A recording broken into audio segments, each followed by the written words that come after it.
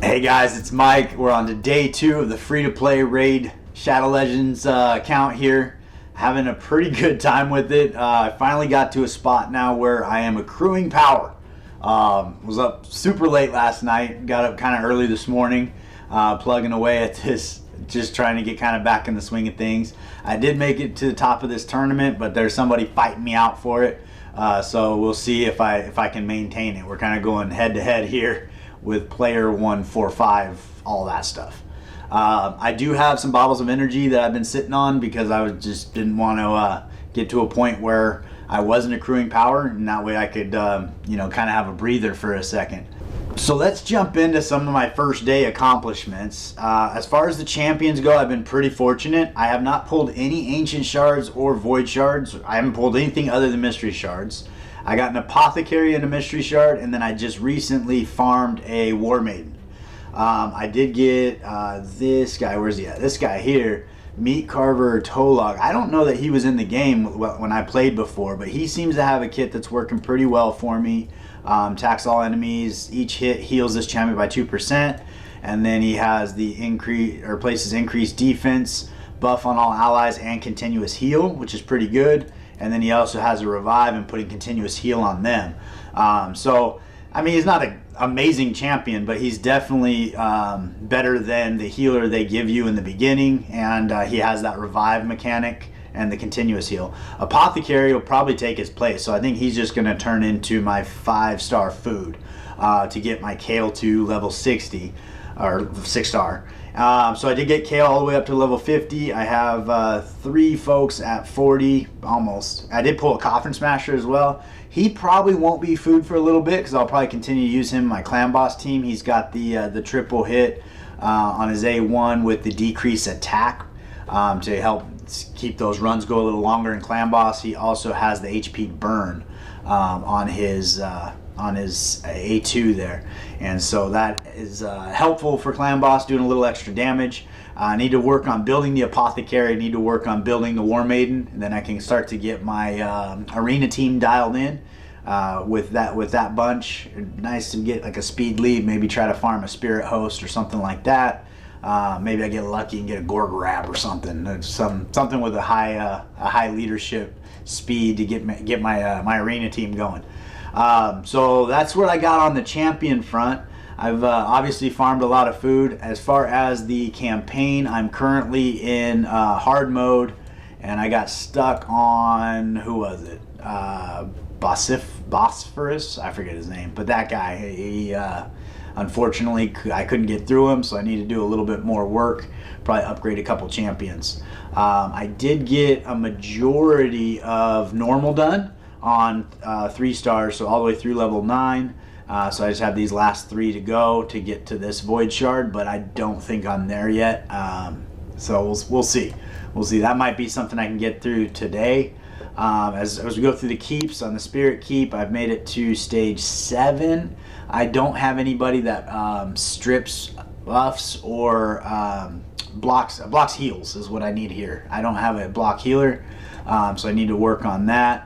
And then on this guy here, I need somebody that strips buffs because the shield is starting to get pretty big on the Magic Keep there. The Force Keep, I'm doing pretty well, plugging away up to stage 10 now. And the Void Keep, I'm at stage 8. I just lost on stage 9, but it was close. So that was we're making headway. We got through stage 10 on the Arcane Potions. Minotaur, right now all I'm doing is grabbing as far as I can go, which is stage 7. I could probably actually do stage 8 now, potentially. They're all, and then throw in War Maiden. So the only folks I'm using are people that I want that are going to go deeper into my account, because I don't want to get scrolls on even Coffin Smasher. Probably not worthwhile. By the time I get him maxed out, I'll have better champions for Clan Boss, so I probably won't be using him. He probably will end up being 5-star food. I probably ascended him too much, but I think it was one of the tasks I had to complete. So that's what's going on Minotaur. A lot of folks kind of go through with their rubies and buy their first round of masteries. Not a bad strategy. Obviously that works too. I just figured we had a lot of extra power to be rolling through, so I would keep working on. Stage 6 on Ice Golem. This event dungeon started getting a little bit harder. I got to stage 6. So we're probably getting closer to being able to beat that. I barely squeaked out stage 4 on Spider, which is one of the challenges, so I was stuck on that for a while. At this stage, you just need a lot of AoE damage, and I don't have it. Apothecary was the difference. He sped my Kale up so that I could get through. So he's doing some work there. And then I also have Sniper doing some AoE damage, trying to help out a little bit. But I did get through level 4. Dragon, I'm all the way up to level 7. And farming that pretty comfortably. I think right around a minute time frame. And then let's see here, Fire Knight, I think I beat through stage 6, so I'm on to stage 7 at the Fire Knight. So making some pretty good headway. I did open up Arena. I have not jumped into Faction Wars yet. I ran my clan boss and got basically a 1 key. I was just a couple thousand short of 1 keying easy. So with my new team, I think that I should be able to get that 1 key in there and then start working on a normal, get some of those extra resources there. So looking at the fusion event, I'm obviously not going to be able to get the Mad Hatter, but we do have the fragments going on for Sabbatha, and I've heard that she's actually pretty good. So I was going to see info. Let's see. No. So I got 25 of those fragments, so I should be able to get the other 75 through some of these different things as we get going. And she'll probably be the first epic on the account. But we are going to pull the shards that I have received just to see if we get lucky. This is the stage of the game where pulling shards is really fun because every character would be amazing. Like if the Void Shard, a Cold Heart, a Bellower, any epic, like if I pulled a Skull Crown or something, like it would just be amazing for this account. And the rares, I need food as much as anything, but if I could pull an epic rare, like a Stag Knight would be great. There's countless epics that would enhance my account. I did want to take a look at the mystery shards here because I feel like they increase their chances to summon a rare, and I'm pretty sure this used to be 1%, but I feel like I've been getting a lot more rares than I normally do out of mystery shards, which I think is a good win because you do get quite a few mystery shards starting out the game, and you really just don't get a lot of these other shards to get good characters. So I think this is a good compromise where if you up that stat on being able to pull a rare, you can kind of grow your account a little bit faster, and you help with food and stuff like that. So I think realistically this drop rate probably could be a little higher in rare, like maybe 2 to even 4%. Just because you don't have the chance of epic or legendary, and that's really what you're going to be basing your entire team on for the first probably few weeks, just because you don't get a lot of these other shards. So that's kind of just some food for thought there.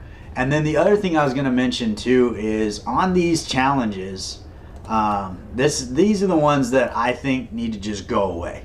Win a 4-star or higher gauntlets with HP % as primary stat.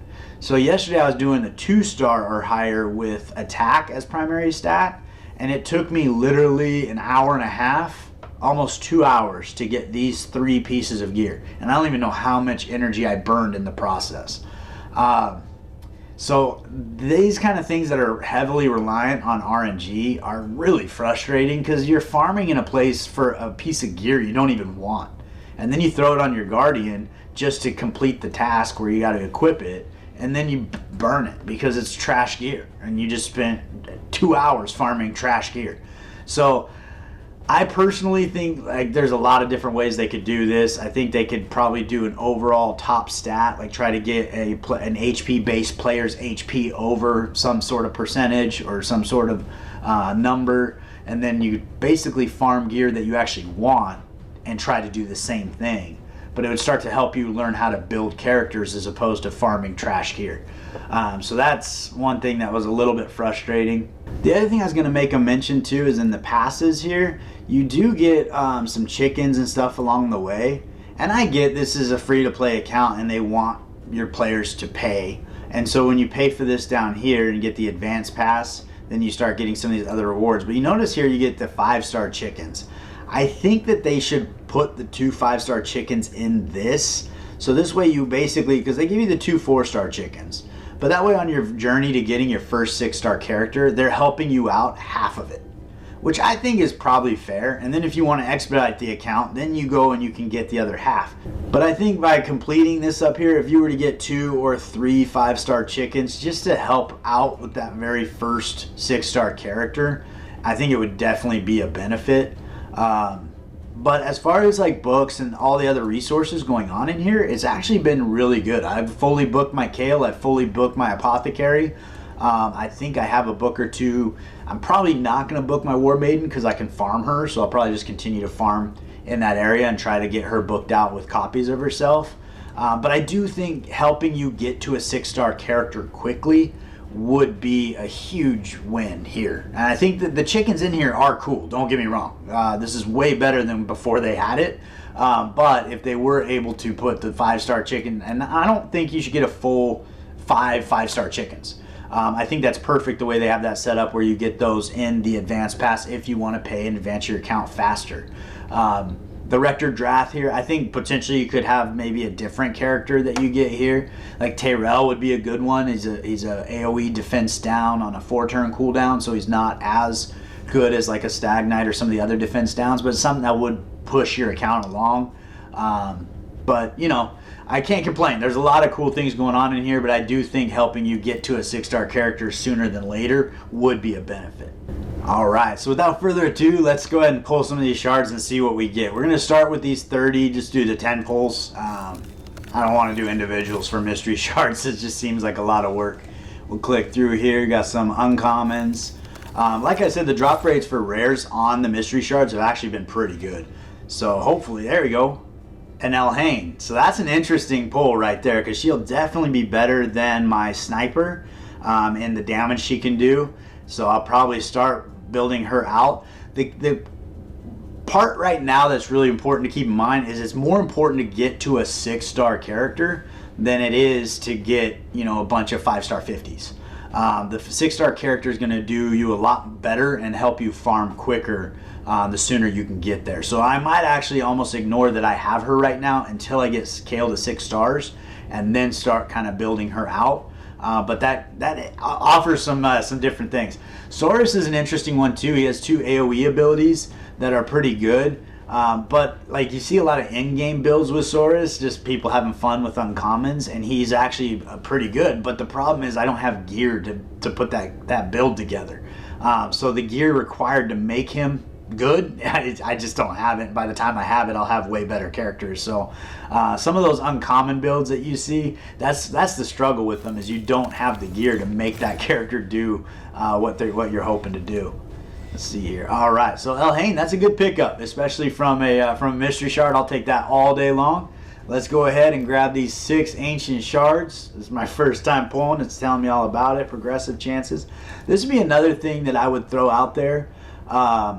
Is for that first 2 weeks of gameplay, it would be kind of cool if you just had 2 times chances across every shard, just to get your account started. You know, like what is Raid really going to lose by doing that? Like if in a brand new account for 2 weeks, I'm probably going to pull 20 of these, maybe.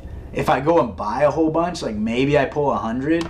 2 times chances is not going to, you know, cost a lot, and it might actually probably reinforce some purchasing habits, because you're like, hey, I'm running out of time to get this 2-time chance. I'm going to go ahead and buy some shards before the end of my startup trial. And I do it across all of them. Voids, sacreds, like you probably are going to get 1 or 2 sacreds in the first 2 weeks. Maybe 5, maybe. I'm trying to remember all the places you actually get one. Void shards probably about the same. You're probably going to get between 5 and 10. So doubling the chances, probably not a bad way to go, and it would just feel better from a player standpoint. Alright, so I'm not familiar. All of these champions except for Kyoku is new in the game for me. So I had to go look up all of their kits. It seems Kyoku is a great clan boss champion, but like she's kind of like a way better version of the guy, Coffin Smasher, the guy I just got. But I think that I'm going to actually go for her. But I think all 5 of these champions sounded like they were pretty good in their own way. I think we had a like unkillable or taunt going on here. So just different things, but she seemed to be pretty cool. As I was reading her kit, I was pretty excited about it. So I'm gonna go with her. I don't know if that's a mistake, to be honest with you. One of these other ones might be better for starting account, but she just seemed to be the one that caught my interest. So we're gonna go with her and give it a shot. We're gonna go ahead and pull these 6 and then the 1 void and see what happens. So keep our fingers crossed. But this is the exciting time of the game when anything and everything can help your account. Except for that guy, Assassin. He's probably going to be food. Let's see what he's got going on here. Now he's a poisoner. I have KO, so KO's going to be better. Attacks 1 hit, 50% chance of increasing duration of all debuffs. So he can increase duration of debuffs on an enemy. Could be kind of useful in Clan Boss. Attacks 1 enemy, yes. 75% chance of weaken, but it's the weak version of weaken. So I'd say he's an introductory level Clan Boss champ. I feel like Coffin Smasher is probably a better choice with the attack down and the HP burn. So I probably wouldn't replace Coffin Smasher with him. But if you need somebody, he could be a good choice for you. So let's go in here. Oh, we got an epic. All right. So she came into the game as I was kind of heading out. So let's take a peek at her kit. It's exciting to get an epic on the account. Attacks 1 enemy 2 times. Immediately think of Fire Knight. Each hit has 25% chance of increasing the duration of a random debuff. So that's pretty cool. Let's see here. Attacks 1 enemy 3 times. Good for Fire Knight. Each hit has 40% chance of removing a random buff from the target. And then attacks all enemies, has a 50% chance of placing a 50% decrease resistance debuff for 2 turns. So at this stage in the game, decrease resistance probably not going to be a huge help for me. That being said, removing a random buff and then 25 chance of increase in duration of a debuff, that could be beneficial. Her passive, let's see here, inflicts 10% more damage against targets whose resistance is lower than this champion's accuracy. So you can get a little more. It's interesting. I don't know exactly where I would use her at this point in time, but we will take it all day long. Let's see what else we could get in here. Hellborn Sprite. So there were some interesting Clan Boss teams that were super in-game gear and speeds and stuff like that did involve Hellborn Sprite. So that is kind of an interesting pull. If I remember correctly, she does the weekend on that, and I think she increases duration, heal reduction, increase the duration of all allies buffs by 1 turn. So she was part of that Infinity Shield team, I believe. But yeah, it's kind of an interesting champ. Don't know that I have a place for her yet, but she'll probably end up being food at this point. Fingers crossed, fingers crossed. If we get lucky and get another epic, that'd be amazing. Odachi, let's take a quick peek at his pick. So he's got Provoke on here, places a shield, attacks all enemies AoE, buff champion for 2 turns equal to their max HP. Let's see here. Places block debuffs on all allies for 1 turn. And increase defense. So that's not bad. Increased defense blocks. So I don't know. That he might be worth looking into. Probably an arena champion would be my guess. But could help you through some content with the block buffs and the increased defense just being more survivable. Alright, here we go again. Here we go. Okay, we got a rare Pig Sticker. I can't have anybody on my name or my team name Pig Sticker. Attacks 1 enemy, 50% chance of placing a 50% heal reduction. So the heal reduction would help you with the Spirit Keep. And I think that is one of the challenges. You have to place a heal reduction on them, or a block heal or something like that. Attack 1 enemy, destroy the target's HP, and attacks 1 enemy 2 times, destroys target's max HP. So probably food. I might use her to get that to get that particular challenge done, and then feed her, just because I don't know that I have another champion that does any block heals. All right, and Judicator, he seems like he's on the garbage side of things. he's an old school champion, so power creep on him is probably real. Decreased defense. So it's the weak version of decreased defense. We have War Maiden, so we don't need that. Tax one enemy. Okay, so that's what we got for that. And on the rare front now, or on the voids front. So here, I mean, there's a few rares that would help us out. But obviously, there's a lot of characters in here that could be a big win. So we're going to keep our fingers crossed. Maybe we get an epic out of this, or a legendary. Krisk would be amazing. And we get Marquise, who is straight garbage. I don't think there's decreased speed. Let's see here. Counterattack, continuous heal for 2 turns. I don't know. Attacks all enemies, has a 35% chance to put him to sleep. So I'm going to say he's food. He is probably food. Unfortunate on that Void Shard. So I think the move here, I'm probably going to bring Apothecary up to level 40 and War Maiden up to level 4-star, excuse me. Bring him up to 4-star and War Maiden up to 4-star. And that's probably where they're going to live for a while, like 4-star 40. And then I'm going to use her and see how she does. If she does well, then she'll be on the team. If not, then I'll get her to 4-star 40 and she'll be a 5-star piece of food. And then we'll start working through these other pieces of food. Because right now, again, priority 1 is getting Kale to 6-star. So I have 1 piece of food here. I think I could probably get rid of this guy because I have the heals of Apothecary. I don't have the revival. But you know, I think it's more important to have Kale at that 6 stars. So I think we have 2 pieces of food here, almost 3, and then potentially we'll get this guy 4. So we need 2 more pieces of food moving up to 5, maybe 3, just in case we want to hold on to Coffin Smasher, just for a clan boss until we get a better team together. So stats on characters are getting pretty good. On Kale, I'm at 159 speed. Ideally, my Apothecary would be the fastest character on my team, because he has the turn meter fill and the speed up. Secondly, I would have War Maiden coming in second, and that way she could put her decreased defense out there.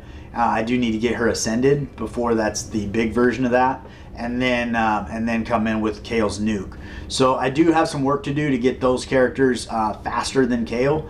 I currently have, I think this is the only set of speed boots I have on the account right now. So I need to farm some speed boots, but once I can get, I think to Brutal, you can go in and get 5-star speed boots from campaign and just, you know, farm them until I get, I probably need 2 pair. A couple critiques I had in the startup process, they're small, but it's just something to keep in mind as we start developing Godforge and, you know, see how it goes. But from the player experience, it doesn't really make any sense. So you go into this tournament, for example, and the winner of this tournament gets 1 ancient shard. The second place gets 75 rubies, third place gets a book. Now, this is a 2-day tournament to start your account, and the thing that I get frustrated with, I feel like these rewards are incredibly stingy considering the amount of work and effort that goes into it. So far, I think I've pulled 6 ancient shards, and I did get 2 more recently, so we're going to pull those in just a second. But I kind of feel like after 2 days of being in the account and putting up a big number, why not get a 10-pack? Like, I don't understand. Like, the drop rates aren't that good. Out of a 10-pack, I might get 1 epic. So it's kind of one of those situations where you're like, why? And then the other thing, too, with these rewards, I feel like first place should get all 3 of these. Like, what if I'm in a place where I'm really trying to collect rubies or I really need a book? It'll be better for me to get second or third place. Versus, I think first place should just get all 3 of these rewards. I don't know. I mean, maybe I'm just being like overly greedy. The other critique I have is as we go into the dungeon, I think I brought it up before. When you're trying to, farm potions or you're trying to farm gear and you end up getting mystery shards. I mean, some of these runs, like if you look at my Ice Golem run, that's not too bad actually, 1:34. I think I had one of these battles took me like 3 or 4 minutes. It's a 3 minutes here, 2 minutes there. And you get through the end of this battle, 3 minutes, and you end up getting mystery shards instead of the gear that you're trying to forge. I really feel like they should put those rewards on top of the gear that you would get. Same thing in Potion Keep. Like, I can't tell you, you go through Potion Keep and then you get a brew. And you're like, why am I getting this? I want potions. That's why I'm in here. I feel the drop rates on these potions are kind of crazy. I'd almost prefer if at a certain stage you max out the lower potion, then at a certain stage you max out the superior potion and then the great potion. I think if you were to do that, or I think I got that back, greater and then superior. Superior? Greater? I don't know. But if you did that, at least if I'm looking to farm specific types of potions, I know where to go to do it. And I can go to the best level that gives me the most of them. I mean, drops on these, it doesn't make any sense. You can get like, I think 1 to 6 or 1 to 9 drops of these. Meanwhile, you can get 1 to 3 of these, which is the equivalent of getting 30 of these, which doesn't make any sense. You can get 1 of these or 3 of these, but this is 10 of those. Like, it's just kind of silly. And honestly, when you get to a point where you're actually needing these potions, you don't have enough energy to go through and farm all of this stuff. Because it's just, their drop rates are so bad. And then you get a brew on top of it, and you're like, oh God. Like, it's very frustrating as a new player. Another thing I was going to mention was Minotaur's Labyrinth. I get that you need to go through and do this. But again, when you get into these higher levels, you should be getting 30 or 40 of these scrolls. Like, this grind should not be insane when you're an in-game player. I understand it's a tough grind when you're coming up, and you have to kind of work your way up. But by the time you get to this point, you should be able to max out a Guardian pretty quickly. It shouldn't take you multiple days of farming Minotaur, which honestly, by the time you get to that point, Minotaur is super boring because it's not challenging at all. And these are the kind of stages, at least for in-game, where if you could just completely sim them, and maybe you get 15 a day for free that don't use any energy, and you just sim them and you get what you need and you move on. But those are the kind of things that I think really start to detract from the game experience, as well as pulls like just so much time into the game. And so over time it just becomes very fatiguing. So those would be some cautionary tales for Godforge as far as the way that I'm experiencing this startup. I am having a lot of fun with the free-to-play. I forgot how fun Raid can be. So last time I got in here, it was just overwhelming and crazy. I'm almost level 30 where I get to open the forge. Alright, so we're going to go ahead and pull these mystery shards here and see if we get anything good. We'll have to make some room because I only have 50 spots right now, and come back and pull the ancient shards. But again, with the extra drop rates on the rare characters, these mystery shards are definitely worth pulling. So we got another apothecary. That's actually incredible. So that's 2 apothecaries I've pulled out of, I don't know, probably 300 or 400 mystery shards at this point. But that, I think I already booked them. But otherwise, that'd be awesome. Got another rare there. Grandmaster, I don't think he's very good. He's old school champ. He's been power crept probably way too much. And then let's see here if we can get somebody new. A War Maiden here, as I'm trying to book War Maiden, would be really good. Arminger is great for Spider later on, so that would be somebody maybe worth starting kind of to put on the back burner there, get him booked up. Yeah. Alright, that's about it for that. So let me make some room and we'll pull these ancient shards. Alright, we're back at it. We've got these 2 ancient shards here, still going for our progressive chance. I mean, we're not even going to get close to this, but we'll put it in there and see what happens. Kind of hoping for any epic at all. Odachi, let's see here. I feel like I just pulled him. Probably going to be food. And last but not least, it's like, it's funny, you work so hard to get them and then it's all over in a second. Who's this guy? Oh, I do not have any Sylvan Watchers, and that faction is actually open today. I don't know if he's going to be good enough to do anything. Attacks one enemy 2 times. Each critical hit fills the champion's turn meter. So he's building with crit rate, and he's probably going to go pretty quickly. Attacks one enemy 2 times before attacking places. Increased crit rate. The first hit. It's the weak version of decreased defense and the weak version of weaken. It's a 50% chance, books up to 75. Needs a lot of books. Man, he needs a lot of books. Yeah, he's probably going to be food. No AoE damage. There's not really a lot going on there. So that's unfortunate. But I'll keep you updated as I move the account along. And that's about what I got for you today. So I appreciate you tuning in, and I look forward to seeing you next time.